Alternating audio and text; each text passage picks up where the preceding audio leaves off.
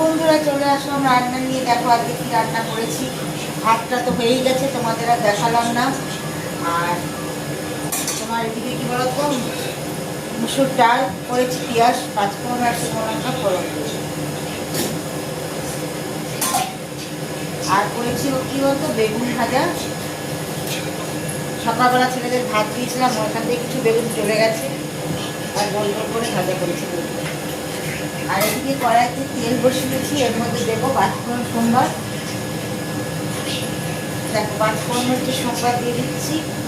আর এখানে কি বলতো, ঝিঙা, আলু, সজনে ডাঁটা, পেঁয়াজ, এটা হচ্ছে পোস্ত বানাবো।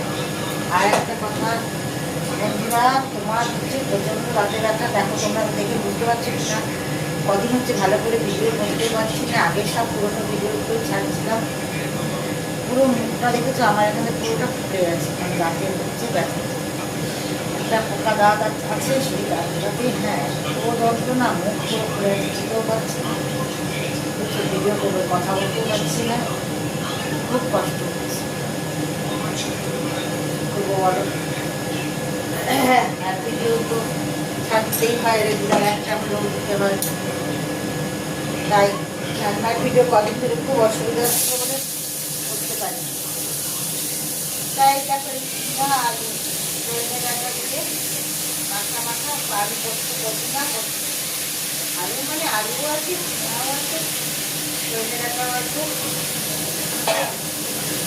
পোস্ত বানাবো। আর আমার জন্য কি বলতো, আমি তো এসে খেতে পারবো না, মানে খিদাতেই পাচ্ছি না, প্রচণ্ড রাতে ব্যথা। আমার জন্য গোবিন্দভোগ চালের পরে ফেনা ভাত করবো, গালা গালা ভাত। রাতটা কি বলতো, মানে ব্যথাটা না কমলে রাতটা করতেও পারছি, ব্যথা খোলা করলে তারপর আর আর কি করবো তো, এটা কচি একদম নিম পাতা, তার নিম বেগুন ভাজা করবো। এখন নিম পাতা খাওয়া ভালো শরীরের পক্ষে। তা তোমাদের অনেকে রান্না তো হয়েছে বন্ধুরা, আমি তো যন্ত্রণা ব্যথা নিয়ে করছি আস্তে আস্তে।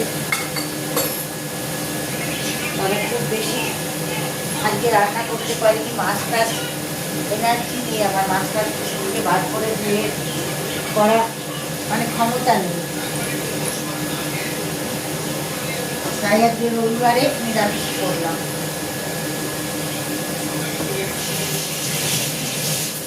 নুন হলুদ দিয়ে দিলাম, এটাই বেশ ভালো করে একটু লাল লাল করে ভেজে দেবো।